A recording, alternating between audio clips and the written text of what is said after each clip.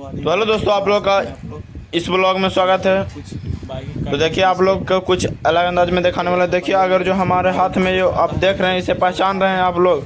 देखिए, ये है पहिया रहता, जो हीरो होंडा गाड़ी रहता, दो चकिया मोटरसाइकिल का जो रहता। देखिए इसमें किस तरह से रहता है, और यही सेटिंग काफ़ी ज़्यादा पैसा में मार्केट में मिल सकता है। अगर इस तरह का टायर या ट्यूब आपको चाहिए तो आइए केवड़ा खाना में मिल सकता है, और इसको सेटिंग हो जाता है। दोस्तों देखिए, कटने पर कहाँ से कहाँ रिंग आ जाता है, और इसका देखिए साइकिल वाला पहिया जैसा है, और ये देखने में बहुत ही बढ़िया है। गाड़ी में लगता है, इससे ही बाइक चलता है। जो मोटरसाइकिल पर बैठते हैं उसी को में लिया जाता है और काम में आता है। देखिए तिपाहिया साइकिल हीरो होंडा का है। तो आप लोग भी चाहेंगे तो ये सब चीज़ का ले सकते हैं, पुराने टायर भी ले सकते हैं यहाँ पर से।